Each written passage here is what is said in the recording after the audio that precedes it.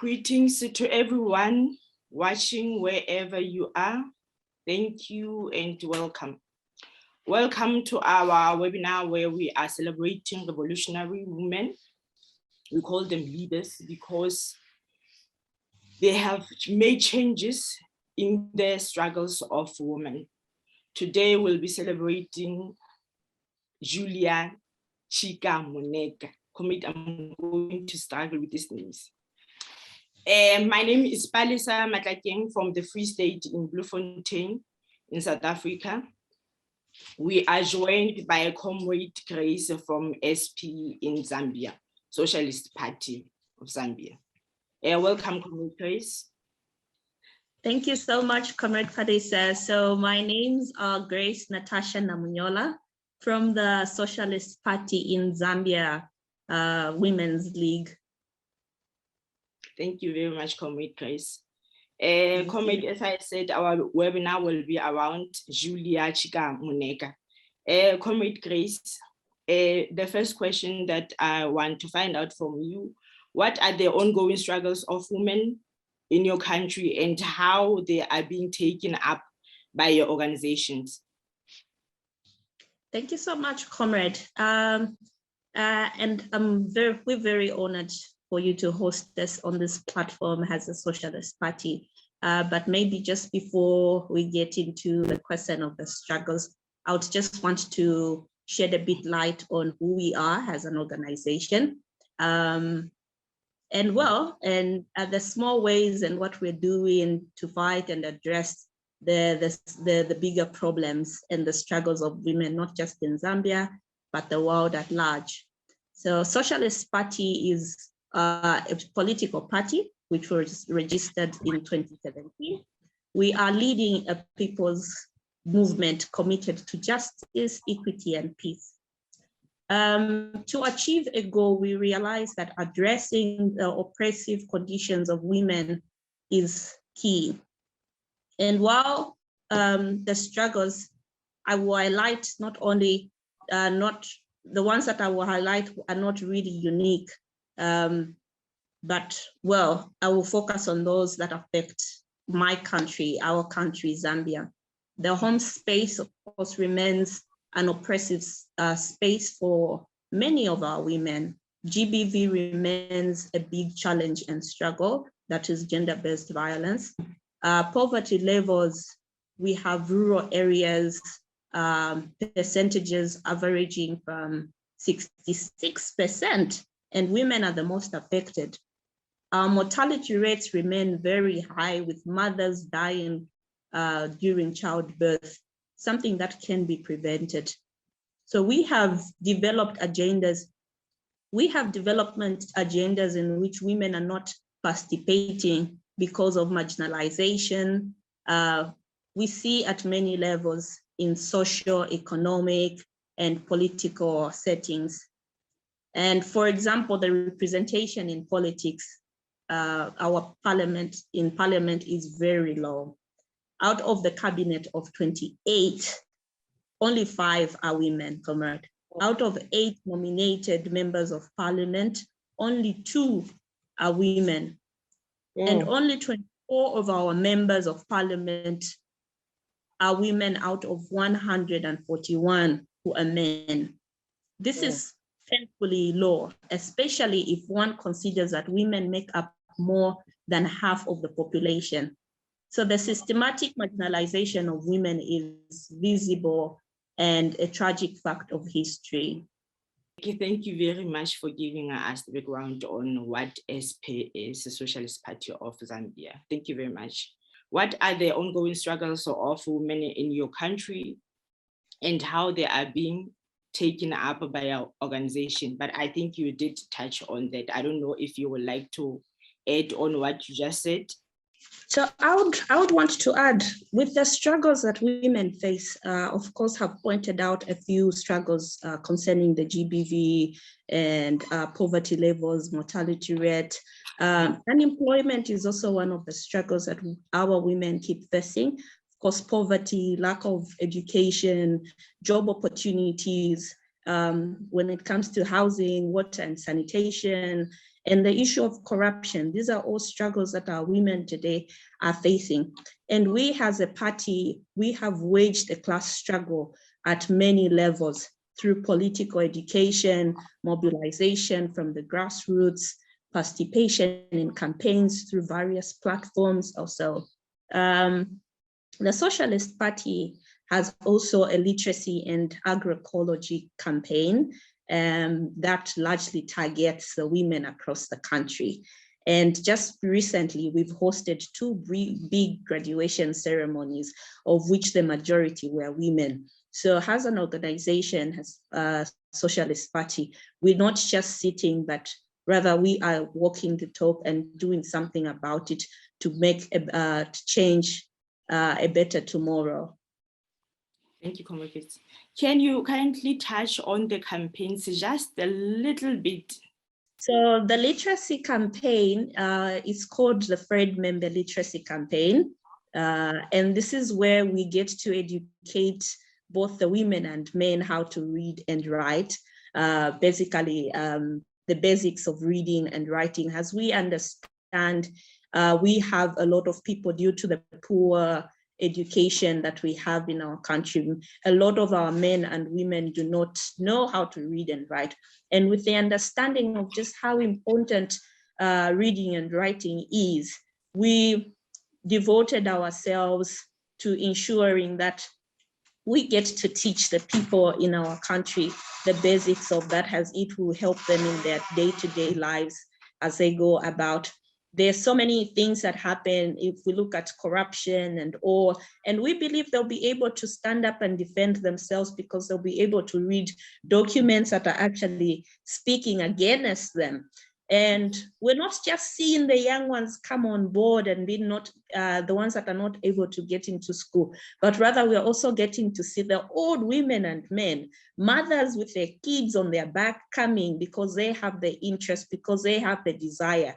For so many various reasons, they did not manage getting into school or completing their school. And this is just to not also, this is just not for the members of the Socialist Party, but this is open to all the citizens and the people of our country. So this goes to everybody, be it members of the Socialist Party or just non-members. We're dedicated to ensuring that the people of Zambia have the basics of reading. When it comes to agroecology, this is where we involve the people and teach them on how to, in terms of farming, and it all has to do with the agriculture aspect of it, understanding the importance of agriculture and farming, that if we're able to stand up and grow our own food, we'll be secured and we'll beat the issues of poverty in our country.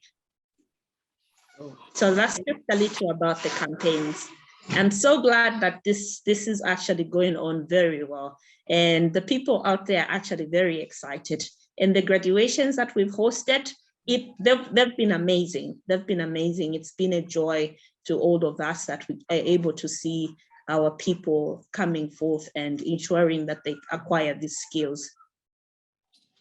Thank you very much, Comrade. You are doing a very great job today, especially when it comes to the literacy, because you know how the capitalist system works. You can be just given a paper, then you just sign your rights away without being aware. True. Because we are celebrating Julia Chikamoneka, can you tell us a little bit about her and what her surname means? Julia Chikamoneka, Mama Julia, as we all call her.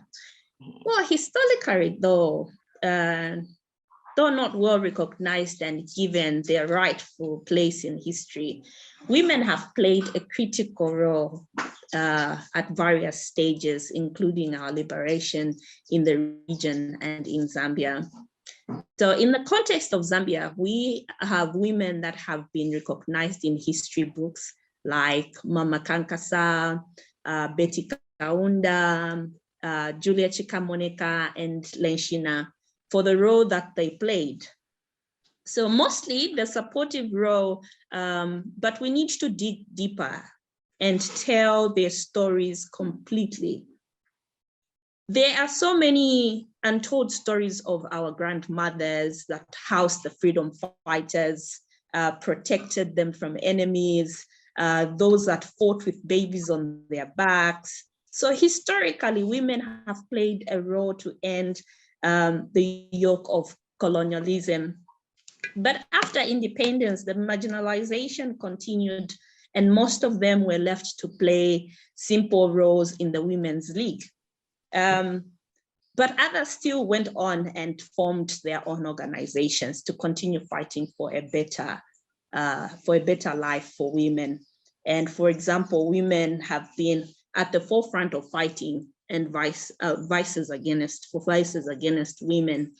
As SB, we also believe that socialism of the home space, socializing of the home space and creating an environment that allows for fairness, justice, and equity will help move away from the oppressive conditions that our women themselves find themselves in. So this is just to say, historically, this is a movement that she chose. We have to get to a point where we recognize the women and what they did and the efforts they put in, just as much as we recognize a number of men out there and we praise and celebrate the men for their efforts and all that they put into the struggles. Equally, we have to stand up and celebrate the many women that did that also. Thank you, comrade. Do you know what it means, this name, like Chikamoneka? What does it mean? Chikamoneka. Chikamoneka is, I believe, a Bemba name. And in literal sense, it means it shall be seen. It will be seen. It will materialize.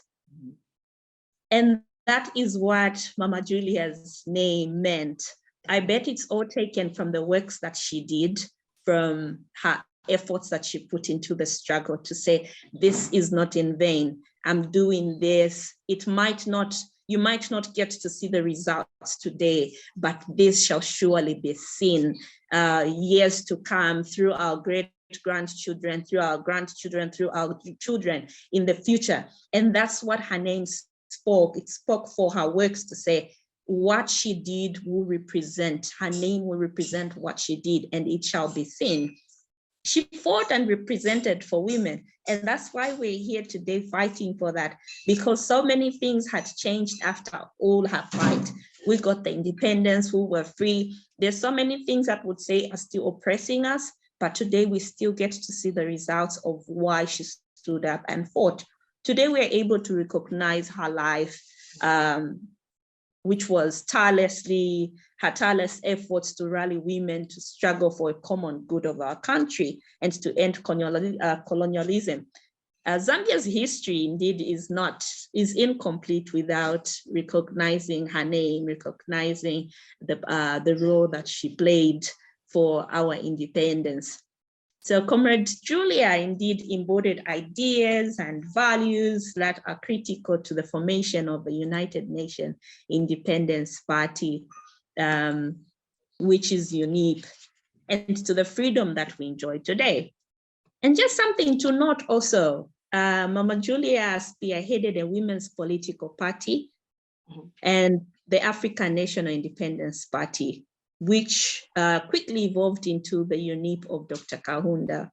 So she was actually the first Black woman to have led a political party. And she's also said to have been a mother who housed a lot of our national leaders like Dr. Harry Mwanga Nkumbula.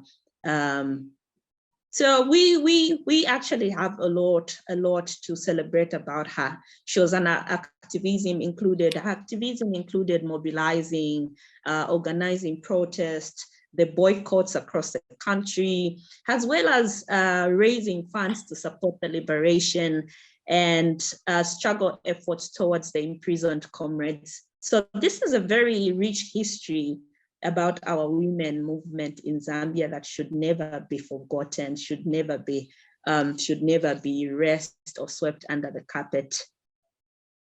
She was a leader indeed. She was an activist, like you said, being the first Black woman to have her own political party. And so we are seeing changes when it comes to the women's struggles. And we are changing things as we go ahead. Struggle for everyone around the country. So what are the lessons and legacy of Chikamoneka for contemporary struggles in Zambia? Well, the lessons that we draw from Chikamoneka and her legacy, I would say as a women's league, we draw inspiration from her revolutionary spirit. Her whole life is one that inspires us. Her strength in the struggle, her aim and ambitions are one that we are actually inspired with. We see her values, the values that she upheld. She understood clearly that dehumanizing conditions under colonialism and how the colonial system marginalized and treated our men and women as second-class citizens, and how much the system was not designed for women at all. And that's what actually pushed her to stand and fight for a better tomorrow. So despite the relentless efforts of our foreign heroes, we get to see that over 55 years of our independence have not really reflected a country that is making big strides towards a more just, fair, and gender inclusive society. By constitution, our men and women have equal rights to own land. But today we get to see 90% of land owned under customary law. Ownership is inherited by men. And while women can only access it, use it, and not own it. 78% of women are engaged in agriculture that we're talking about today.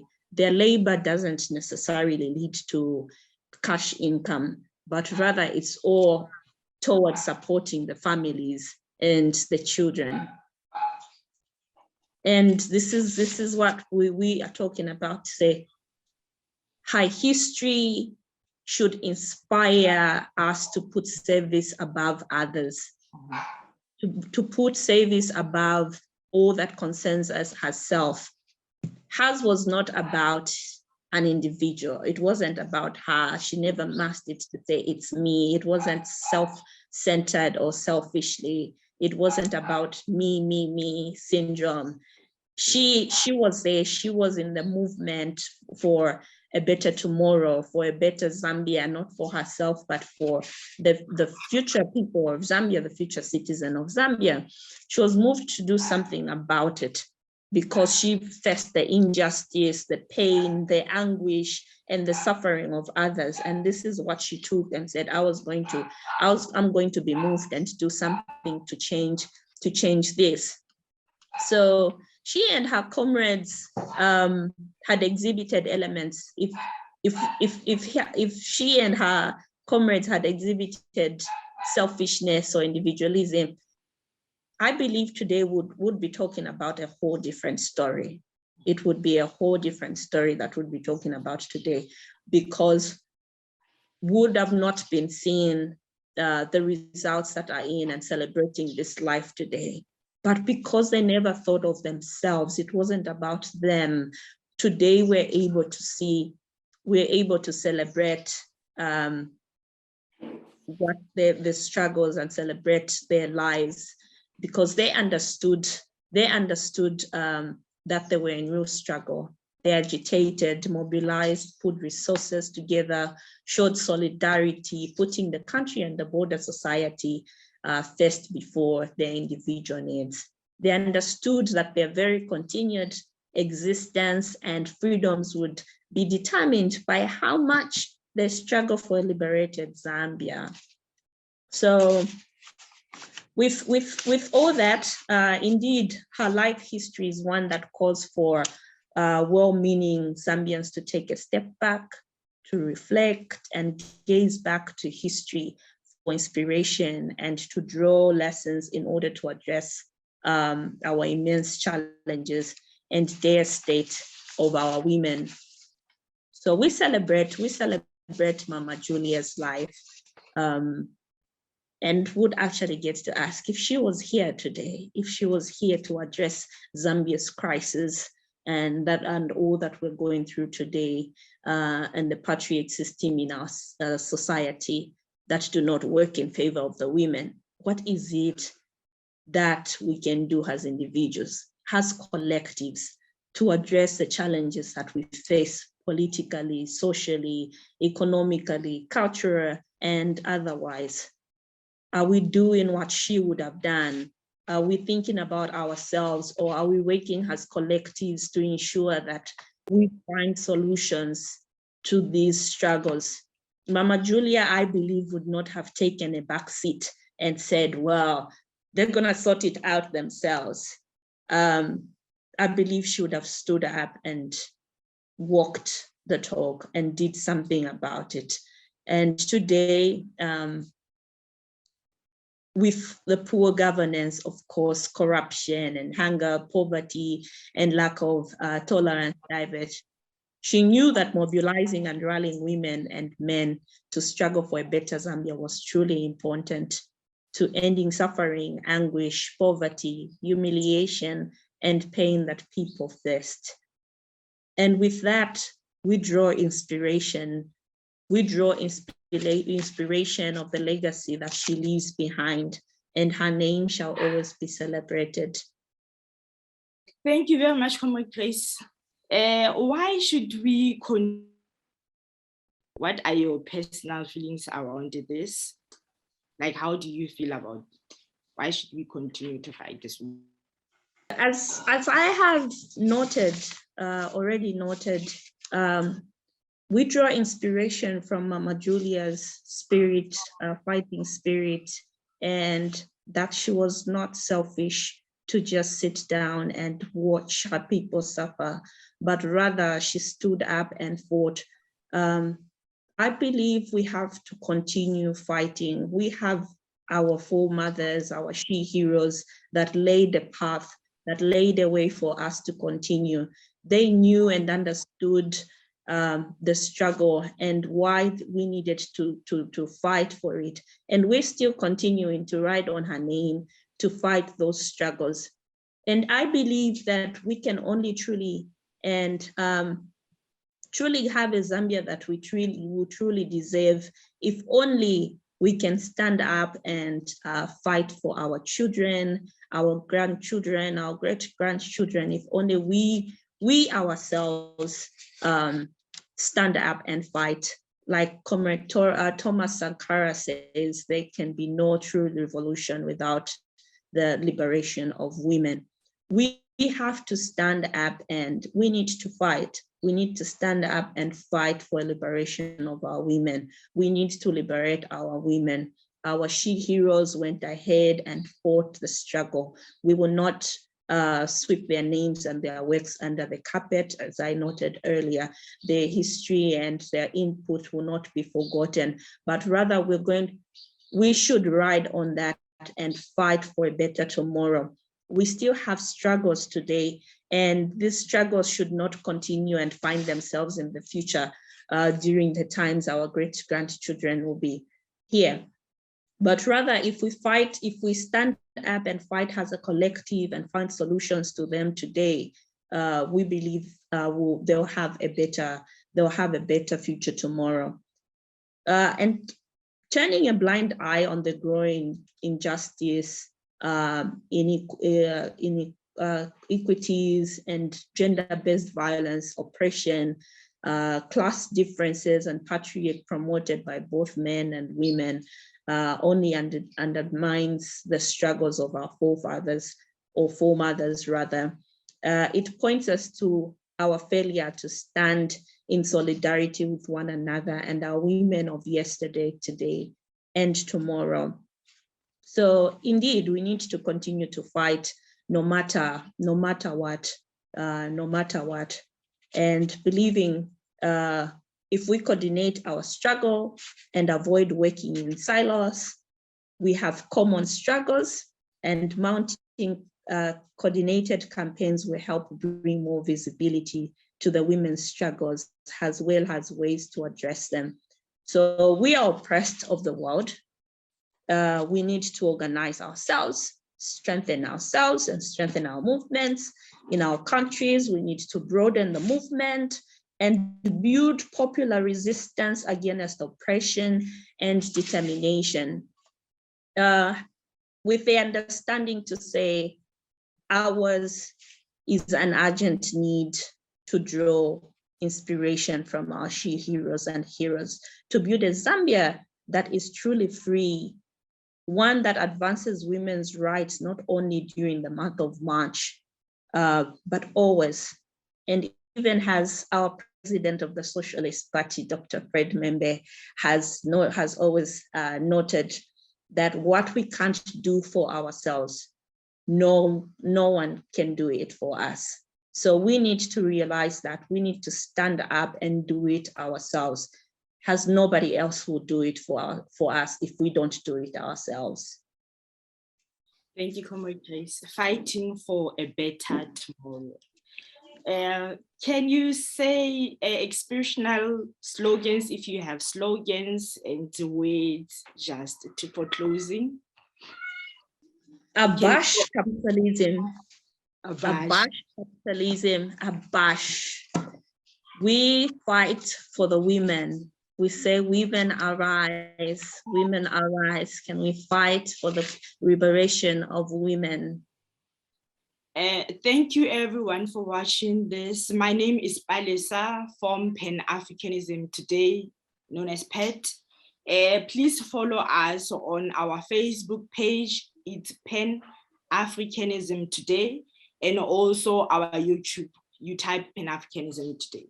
Thank you very much, Comrade Grace, for joining us. And again, thank you very much, Socialist Party of Zambia, known as SP. Thank you so much, Comrade Palese, and we were so humbled to be hosted here today. We greatly appreciate. Thank you for having me. Thank you. And again, comrades who are watching, we will continue with our webinars on the first Friday of every month. Thank you very much.